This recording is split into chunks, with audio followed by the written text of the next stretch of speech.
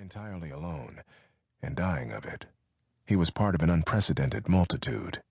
There were boys and girls drinking coffee at the drugstore counters who were held back from his condition by barriers as perishable as their dwindling cigarettes.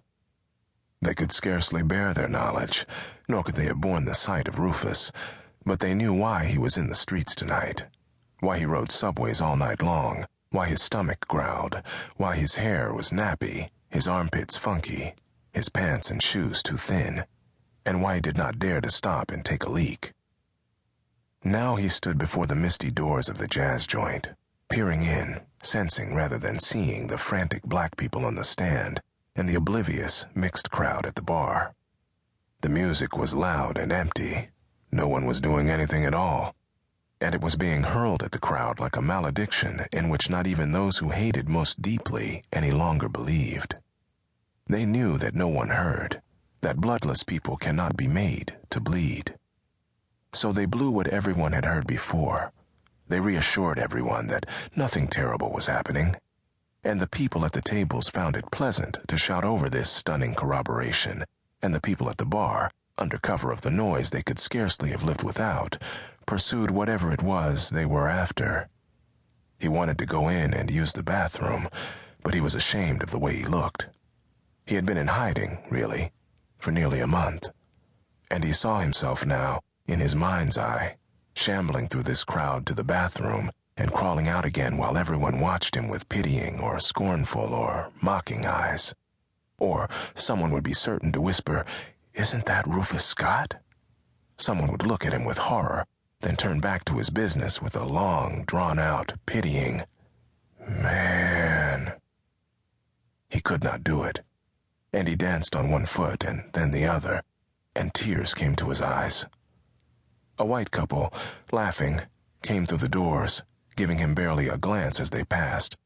The warmth, the smell of people, whiskey, beer, and smoke, which came out to hit him as the doors opened, almost made him cry for fare, and it made his empty stomach growl again.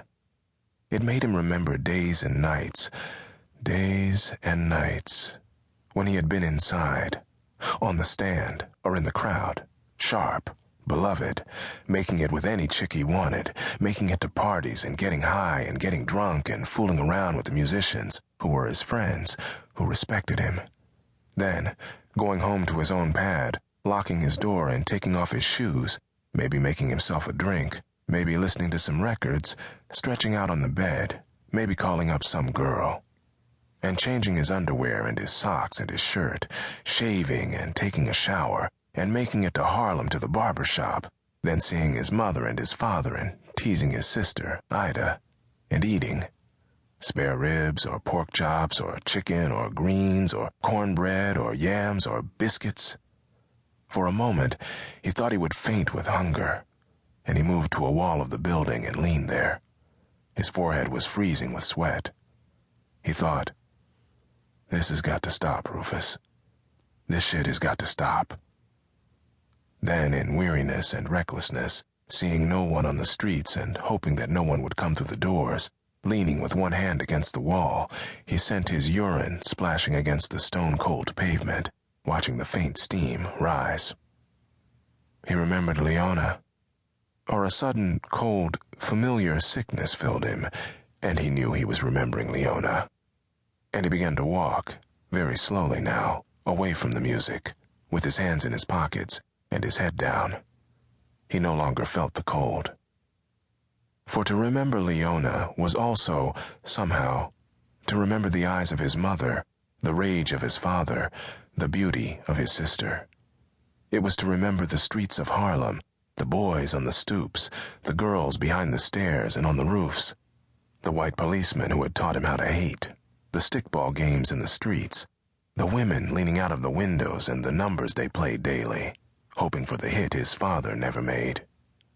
It was to remember the jukebox, the teasing, the dancing, the hard-on, the gang fights and gang bangs, his first set of drums, bought him by his father, his first taste of marijuana, his first snort of horse. Yes, and the boys too far out, jackknifed on the stoops, the boy dead from an overdose on a rooftop in the snow.